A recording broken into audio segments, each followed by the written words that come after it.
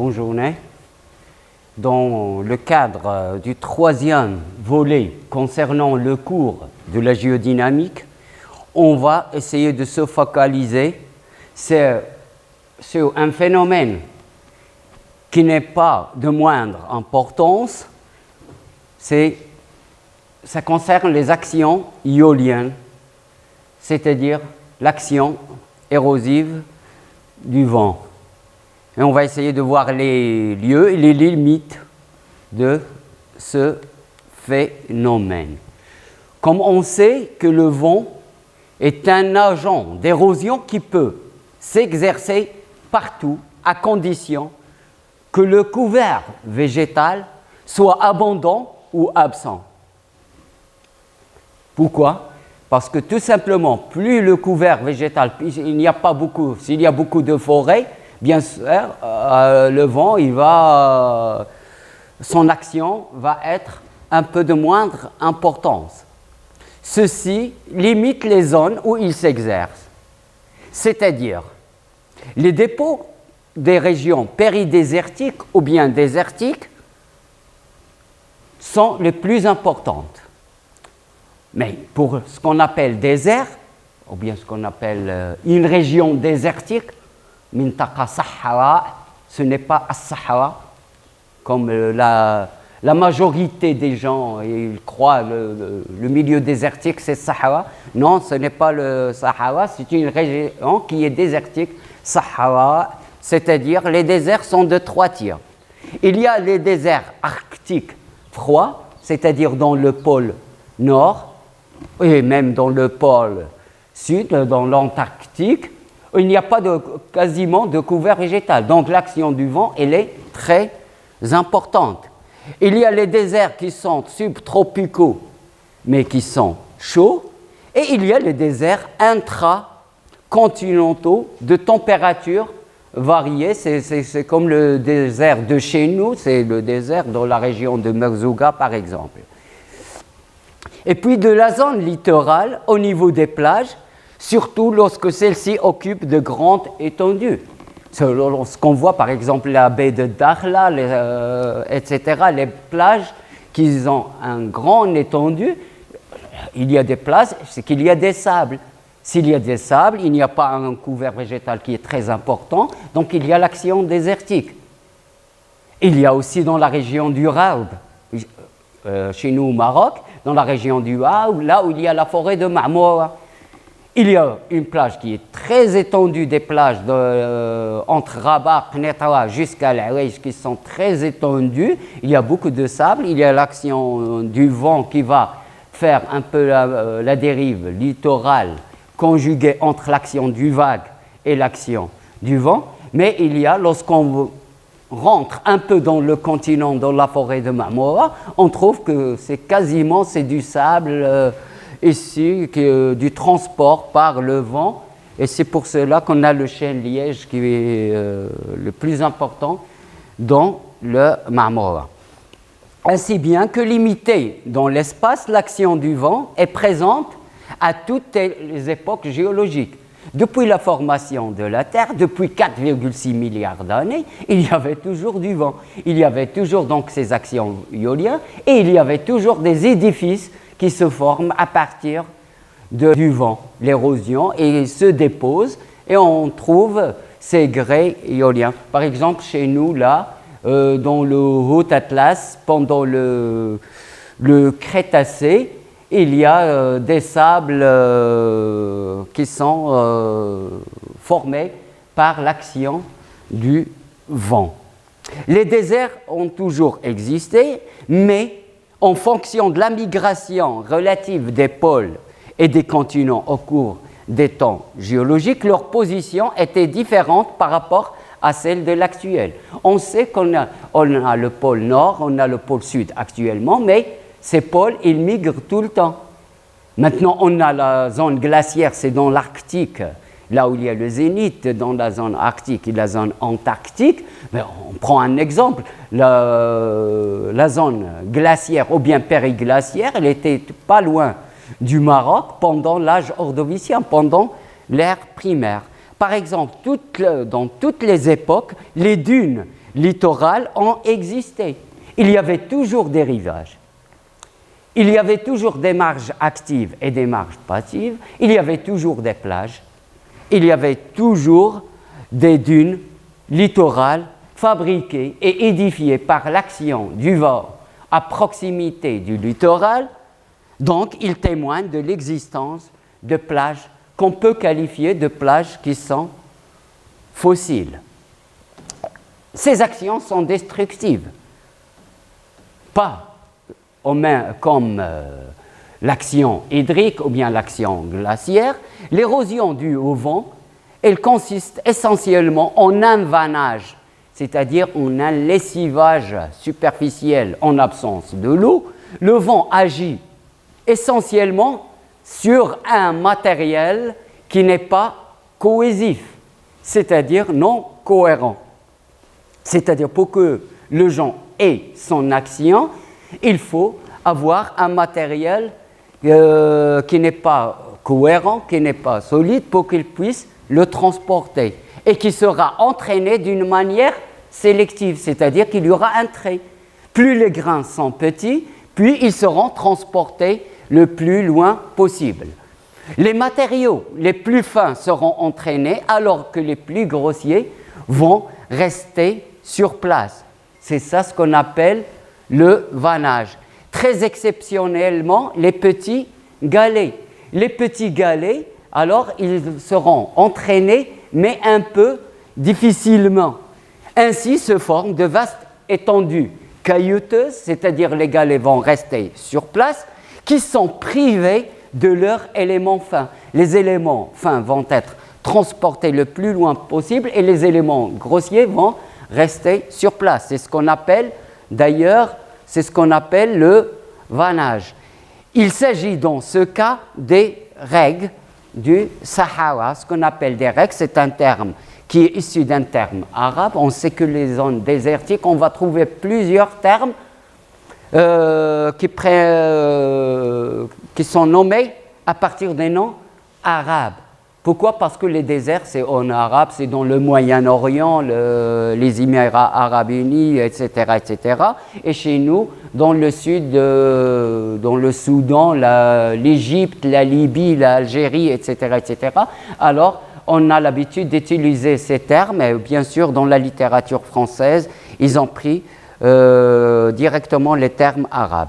Ce qu'on appelle les règles, ou bien ce qu'on appelle les règles, qui correspondent à des épandages alluviaux antérieurs dont seuls les galets restés sur place, vannés des éléments fins, c'est-à-dire le terme vannage, et sont vannés, c'est-à-dire on a éliminé, on a trié, on a enlevé les éléments fins, et ces processus, ils empêchent effectivement la genèse et la formation des sols.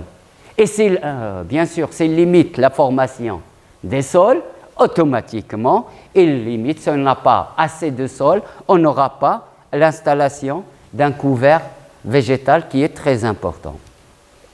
Dans cette figure-là, on voit directement des vitesses en centimètres par seconde qu'on peut bien sûr transformer en kilomètres-heure facilement. Par exemple, là, en allant du haut vers le bas, par exemple, on a une augmentation de la vitesse. Ce qui est très important. On a deux phénomènes qui sont distincts. Soit j'ai l'érosion accompagnée de transport, soit j'ai la sédimentation. C'est-à-dire, plus la vitesse est très importante, plus il y a le phénomène de l'érosion qui l'emporte. C'est-à-dire que je vais éroder et je vais transporter. Plus les éléments deviennent soit circulaires, soit allongés. Plus la vitesse diminue, je parle de la vitesse du vent, bien sûr, les sédiments, ou bien les éléments plutôt, qui sont dans l'air, qui sont transportés, ils auront tendance à se déposer. Qui dit se déposer, dit le phénomène de sédimentation. C'est-à-dire, la sédimentation, les deux phénomènes, sédimentation et érosion, sont inversement proportionnels en fonction de la vitesse du vent. De ce fait, les édifices qu'on va former, soit ils sont symétriques, comme on voit ici, et ces phénomènes, ça va donner des formes de rides symétriques, qui devient un peu asymétrique avec une pente qui est faible et une pente raide, pente faible, pente raide, et toujours on a la direction du vent qui va directement de la pente la plus faible vers la pente la plus sud. C'est-à-dire si on dit voilà ici le nord, sud, l'est et l'ouest, on a une direction du vent qui vient du nord-est vers le sud-ouest. Une fois on atteint une vitesse qui est médiane, on a des formations sous forme de croissant, avec toutefois une pente qui est faible du côté nord-est et une pente qui est raide et qui est forte du côté sud-ouest. Et on a donc la direction du nord-est vers sud-ouest, et on a cet édifice qu'on appelle, et qu'on verra tout à l'heure, ce qu'on appelle les Balkhan, ou bien d'autres qui le nomment le Barshan, ce sont des termes en arabe. Plus la vitesse il devient très importante, plus les édifices sont allongés. Bien sûr, on a l'action du vent de part et d'autre, et ça va sculpter des formes qui sont en bâtonnet, ou bien des formes, ce qu'on appelle aussi des formes parfois en saif. Le saif, c'est-à-dire l'épée, c'est un autre terme arabe. Alors, maintenant, lorsqu'on parle de l'air, l'air en général, l'air est un fluide qui est transporteur. Pourquoi je dis fluide? Parce qu'il est généralement chargé d'eau. Et ça dépend du climat, et ça dépend de la météo, etc., etc. C'est-à-dire c'est un fluide transporteur de faible viscosité. Ce n'est pas quand le liquide qui ont une viscosité, c'est le miel, il est très visqueux, mais l'air il n'est pas très visqueux, et sa charge et sa compétence seront fiables. C'est-à-dire les particules qui seront transportées en détail de quelques dixièmes de millimètre. Et ça dépend de la charge des éléments, et ça dépend de la charge de l'eau. Quelques centimètres pour les vents violents. Si on a quelques vents de 50 km/h ou bien jusqu'à 100 km/h, on peut même transporter des éléments qui ont une taille de 2 cm, 3 cm, et on voit lorsqu'il y a des vents ou bien qui sont très forts, on pourra avoir même des turbulences comme le Katrina, etc., etc. On peut transporter même des gros morceaux de bois, etc.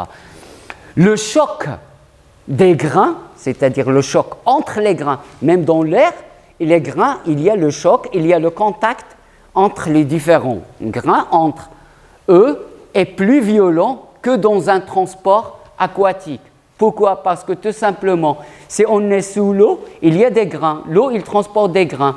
Mais avec la présence de l'eau entre les grains, les grains ont tendance à ne pas se toucher. C'est-à-dire que l'eau, il amortit le choc. Il amortit le contact entre les différents grains. Plus le fluide, il ne contient pas trop de gouttelettes d'eau dans l'air, plus le climat il est sec, plus l'action ionienne et la tendance à éliminer tout ce qui est amortissement de l'eau pour le choc. C'est pour cela que le choc il est plus violent. Plus violent, ça ne veut pas dire plus fort quand même. Là, on parle de quelques grains, de quelques millimètres de diamètre, voire quelques micromètres de diamètre. Les grains présentent les traces de choc sous forme de V, c'est-à-dire, voilà, le grain, lorsqu'il rentre en contact avec un autre grain, bien sûr, il laisse une petite usure qu'on ne voit pas. Bien sûr, les tailles sont très minimes, mais au microscope ou bien à la loupe, on peut voir ces traces de choc qui prennent des surfaces qui sont dépollues. Donc les surfaces des grains ne sont pas vraiment polluées. Action iolien à l'épreuve.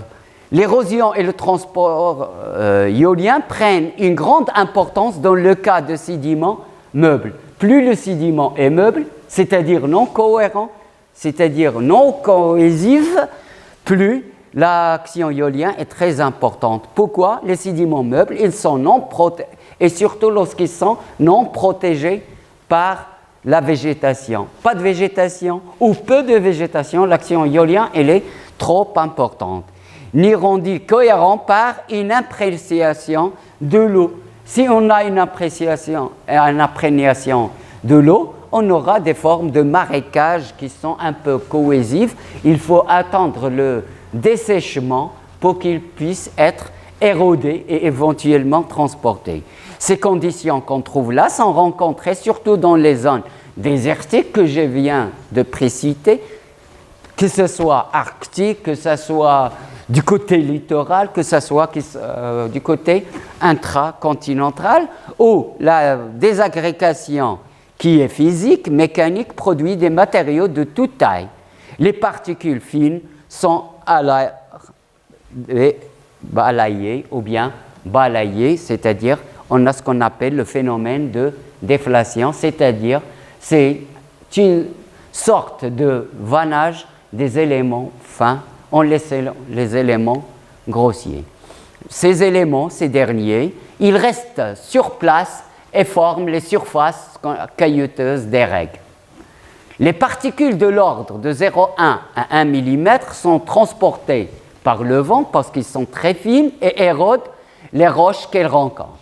Cette action de sablage est visible aussi bien sur les panneaux entiers de roches, les falaises, les monuments comme le Sphinx au Caire, a commencé dès même dans le Caire en Égypte, là où il y a les pyramides. Ce n'est pas une zone qui a une infrastructure qui est formée parce qu'il y a beaucoup de sable. Il y a toujours ce phénomène de sablage que les cailloux au sol qui prennent un aspect dépoli et qui présentent des surfaces planes, c'est-à-dire des galets à facettes ou bien de ce qu'on appelle les décanteurs. Et ça donne des phénomènes qui sont très jolis à voir. Ils peuvent être accumulés plus ou moins en forme de dunes, c'est-à-dire on peut édifier des formes de dunes. Lorsqu'on parle de dunes, c'est lorsque ça devient plurimétrique, ce rassemblement. Mais les poussières, c'est-à-dire les tailles les plus fines, une fois entraînées vers les parties qui sont très hautes, ils seront disséminés plus loin. C'est comme les grains de pollen, elles seront transportées le plus loin possible. C'est-à-dire, les poussières sahariennes de quelques dizaines de microns tombent parfois sur la France et colorient la pluie en rose. Parfois, lorsqu'on a une petite chemise, on a la pluie, par exemple, là, dans une zone désertique, parfois on a la pluie, on a des petites taches de pluie qui ont une couleur qui est marron, etc., etc.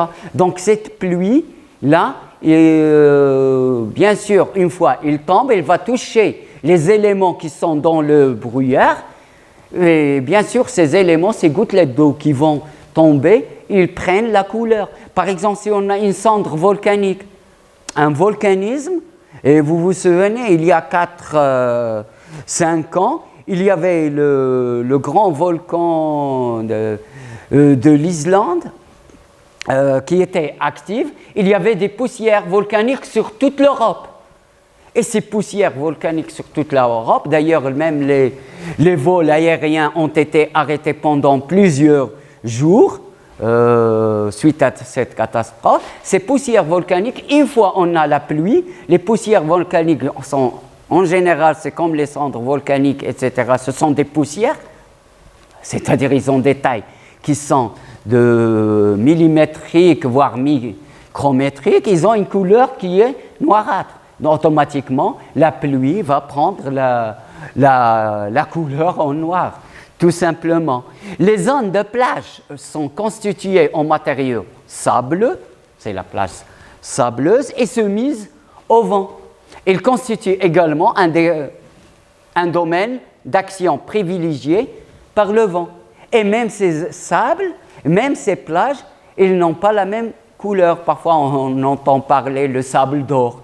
Pourquoi d'or? Le sable doré, parce qu'il a une couleur qui est dorée, parce qu'il y a beaucoup de grains, de coquillages qui ont été érodés par les vagues, etc., émoussés, et deviennent de plus en plus luisantes et vont former les sables qui sont un peu dorés. Mais si une fois on est dans la partie de la mer Pacifique, entre le Chili et le Pérou, il y a la cordillère des Andes, où il y a un arc volcanique, beaucoup de volcans entre la plaque, la partie la plus occidentale de la plaque américain latino, et cette plaque-là, voilà, ces volcanismes qui vont être érodés par la suite, ces dépôts, transportés plus loin, et la fabrication des différentes plages ont une couleur qui est noirâtre. Mais pas loin près de chez nous, dans la Méditerranée, il y a eu les plages, par exemple, ont une couleur, les plages entre Ceuta et entre Tétouan, des couleurs qui sont un peu dorées, c'est la plage un peu nord-sud, mais en allant vers la région de Ouadlaou, en allant vers la région de Taura, Stehat, les plages, ils ont des formations sableuses qui sont un peu noirâtres. Donc, ce sont les sédiments in situ qui seront transportés et qui vont édifier ces différents édifices. Les grains sont prélevés des zones exondées, c'est-à-dire des zones hautes, inter- à supratidales qui sont à peine touchées par l'action de la marée, ou bien intertidales, c'est-à-dire entre les marées, la marée basse et marée haute. Ils seront transportés généralement vers l'intérieur des terres et déposés en dune littorale. C'est l'exemple des dunes qui sont formées dans la forêt de Marmora. La forêt de Marmora, elle est un peu loin de quelques kilomètres du littoral de Qnitra, Mehdiya, etc. Mais les sédiments de Mehdiya sont transportés à l'intérieur du continent. Les cendres émises par une éruption volcanique sont largement disséminées. Si on a une éruption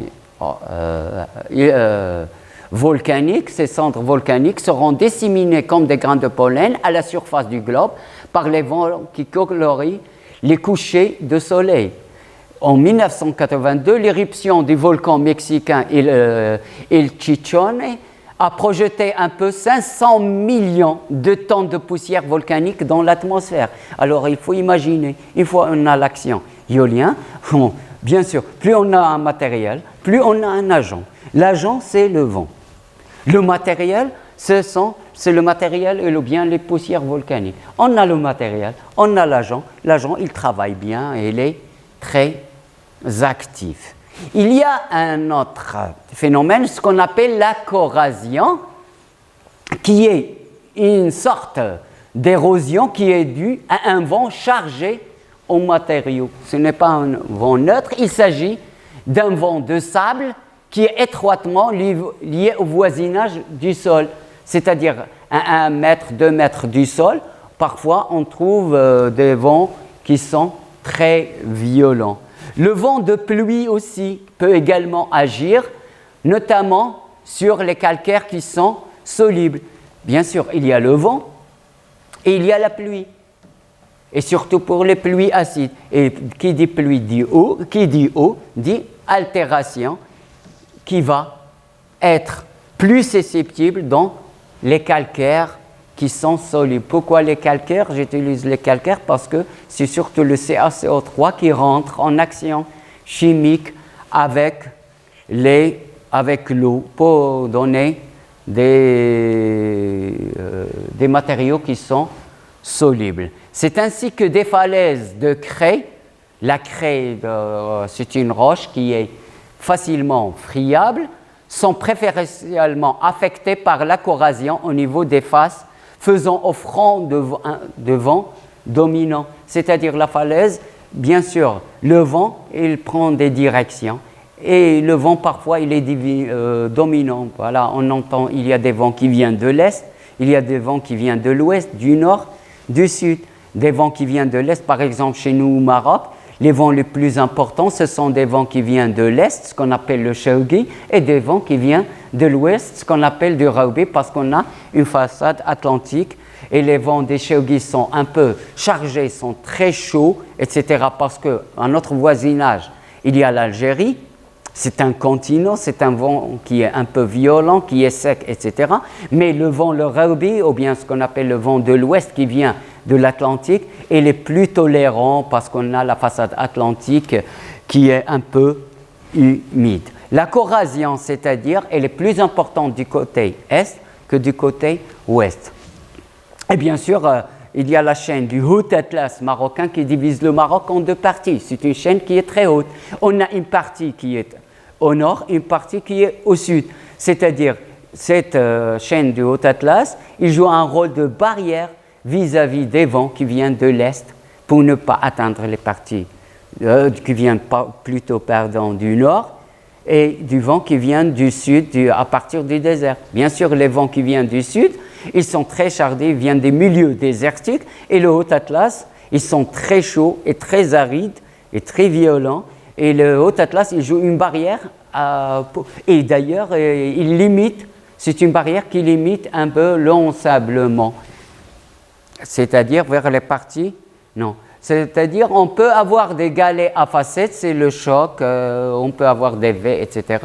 Les grains de type Roma. Les chocs mutuels, c'est-à-dire entre les différents grains, dépolissent et arrondissent. Voici par exemple, on prend cet exemple qui est très important, la formation des rides. Des rides, ce sont des couches géologiques et ces couches géologiques, ou bien ces dunes, ils vont se former peu à peu. Par exemple, au début, on a cette ride à peine, par exemple, d'1 mètre d'épaisseur, et peu à peu, on a le phénomène d'érosion des peaux. Érosion des peaux, et les sédiments, la direction du courant, il vient toujours de la pente qui est un peu faible. Par exemple, là, on a alpha, c'est à peu près ça ne dépasse pas les 30 degrés. Et là, on a une pente forte qui dépasse les 60 degrés. Et les éléments qui ont été érodés là vont se déposer dans la partie aval. Et une fois déposés, ils seront bien sûr protégés de l'action éolienne. C'est-à-dire à chaque fois, pour voir la direction du vent, on a toute cette partie qui est érodée, c'est-à-dire tout simplement ici, je peux fabriquer ma dune et on a mes petites couches qui vont se former, mes petites couches avec des grains de sable, etc., etc. Ils seront consolidés, ça va donner des formes. Donc automatiquement, on a une action éolienne de cette direction. Par exemple, là, on a l'est et là, on a l'ouest. Mais une fois, on a, par exemple, des phénomènes d'érosion qui sont accentués, et voilà mes phénomènes d'érosion qui vont se former de là. Ça va donner d'autres reliefs, ça va enlever tout ça, et je ne vais pas trouver ma pente. Qu'est-ce que je vais trouver tout simplement? La nouvelle morphologie là. Je vais trouver des choses comme ça. Donc automatiquement, une fois je n'ai pas la direction du vent, là je ne peux pas savoir parce qu'on a des pentes faibles, pentes hautes, etc. Je ne peux pas voir la forme de ma dune. Là, je vais me projeter sur les couches à stratification oblique. Ces couches à stratification oblique, ils ont un pendage très fort, par exemple de 60 degrés vers l'ouest. Donc, ma direction du courant, c'est toujours vers la zone de pendage, vers l'ouest. Là, une fois la zone, elle est érodée. Et je vous remercie pour votre Attention.